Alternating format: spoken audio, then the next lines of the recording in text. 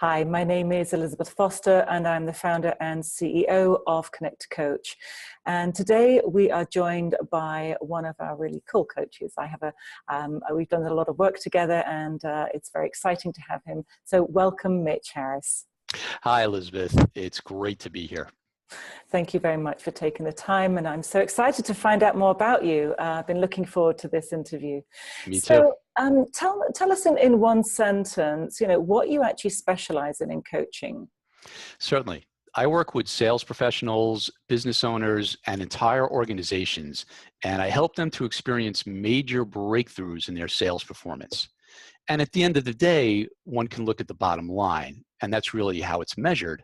But what goes into that can really vary depending on the organization or the particular situation that I'm stepping into. Wow. And I can imagine, I'm kind of thinking about how the coaching that you do could actually really impact that bottom line, and the benefits of actually working with you could be quite substantial in an organization. Certainly. And that's one of the reasons I'm passionate about it. Empowerment, inspiration, and many of the intangibles that play a part of something like that certainly go into it. But when you can also look at your business or your organization and tangibly see increases in revenue and profitability, which trickles down to so many different advantages in your life, whether it's your freedom and the choices you have or the morale on your team, it's very rewarding. And the rubber really meets the road very quickly in this niche. I love it. That's fantastic. So actually, what led you to become a coach and specialize in this area? Sure. Well, on one level, I had for a long time been very much into personal and professional development. I was always looking for ways personally that I can improve or grow or be better myself. Was a big fan of that. But I was also a financial advisor on Wall Street for the better part of a decade. And while there were aspects of that business I loved, and I'm very glad for my experience with that, it also got to a point where even when I was getting paid very well and making great money at it, I wasn't really enjoying it to the level that I felt I could have. And what began to emerge organically was I became the in-house mentor at the firm I was with, where people started naturally coming to me. If someone was running up against a problem or they wanted to find a way to do things better or was just at a low point, it became common knowledge. Well, just go talk to Mitch. And the partners of the firm I was with began to ask me to give the sales meetings at the company I was with because people were enjoying and getting more out of my sales meetings than they were out of from the partners. And I was passionate about it and really connected with it. And I finally got to a point where I embraced, this is what I really love doing. I had to remind myself to get on the phone to manage money when that's why I was there, because I was getting so excited about mentoring my colleagues and helping them to get better. So I eventually made that switch and got into this industry. Wow, that really is a passion of yours then, isn't it? For you to be so engrossed and have such a desire to work in that particular, to support people basically is what you were doing. And then instead of actually, well, I need to go and buy some stocks and shares. Right, exactly. That's a bit of a clue,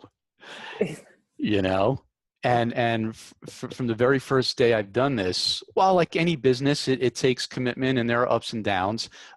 There's always been an effortless flow to it because I know I'm in the right position and right purpose. So it's been very rewarding, and it continues to be. I like that. That's so cool. That's really, really great. So, I mean, I can think of so many people that would benefit from working with you, but actually maybe you could just name a few that you've worked with and what they've got out of working with you. Sure. Well, I've worked across the board in terms of size and profile of company.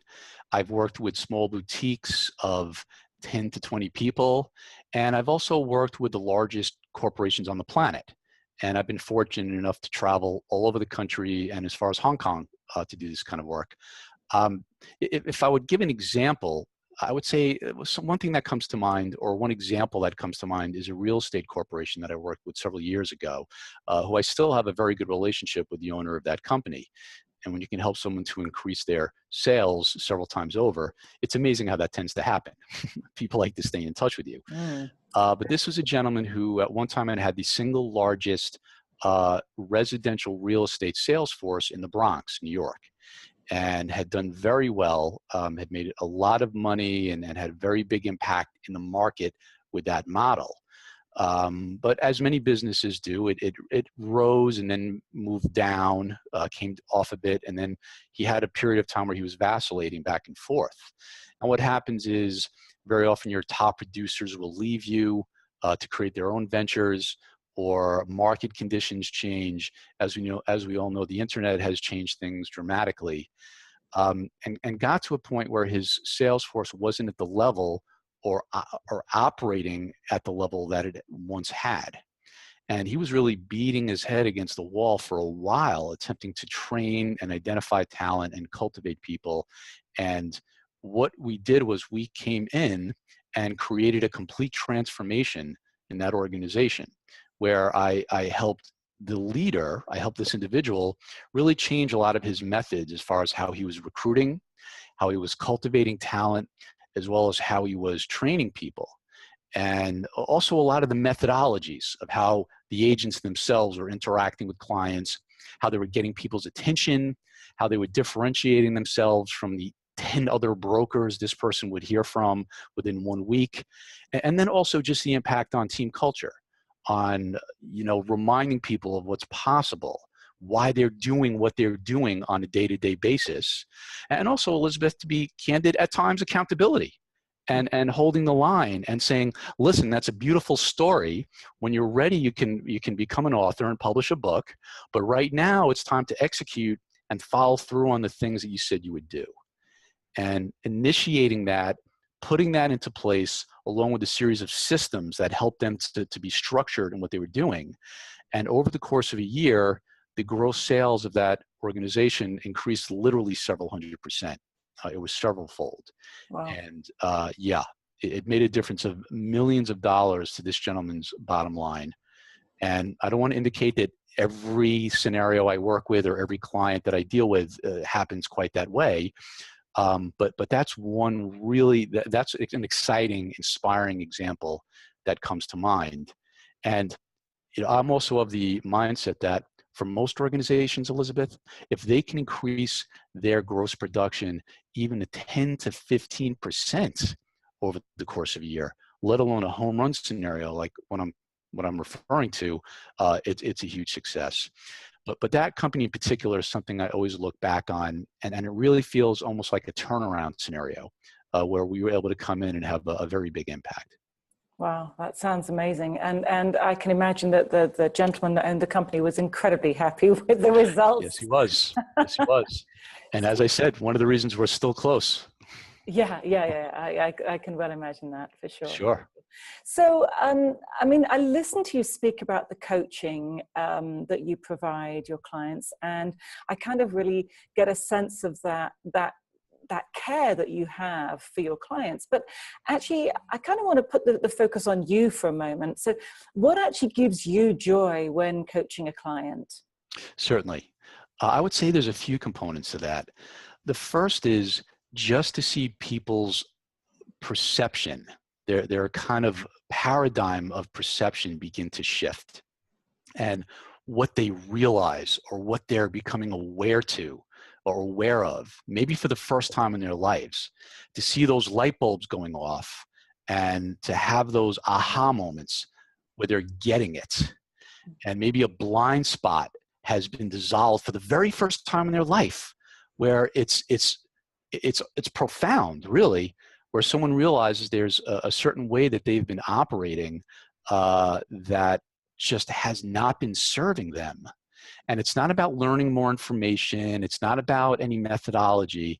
It's just about a realization of how the client is showing up around their business or in their life that can create a wind tunnel of possibility for them. And the other side of that coin is, I believe, Elizabeth, that so many sales professionals and entrepreneurs and people out there looking to create something in business walk around to one degree or another disempowered. where they're feeling intimidated or beat up or like a failure in some regard because they're not, maybe they've attempted something and it hasn't worked out, or they're not at a point where they feel they should be at that given time in their career. And these are very talented, intelligent, experienced people. I'm not just talking about someone who's brand new to the world of business or someone who's never done it before. People who've been in the game for a while get beat up and deal with the ups and downs. And to see someone have a turnaround and to be reinvigorated, or to believe that they can create what they set out to create once again, or to maybe forgive themselves for something they had to let go of, or just to create that turnaround, it allows me to feel that in my own small way, I'm contributing to the human condition, and I'm allowing people to be better in their lives. And that just so completely inspires me that it's just something I love about the work that I do. Oh, I think that's just wonderful to hear you say that, and I really feel that level of commitment that you have to people and to their businesses, and to seeing that change in them, is just so profound and obviously so genuine. So I think that anybody working with you is going to be very, very lucky indeed. Thank you. Thank you. So Mitch, thank you so much for joining us today. I would highly recommend anybody that is looking to take their business or their sales, either of those aspects, to a new level, is to really reach out and contact you. So, thank you very much, and I've enjoyed talking with you today. Thank you, Elizabeth. It's been a pleasure.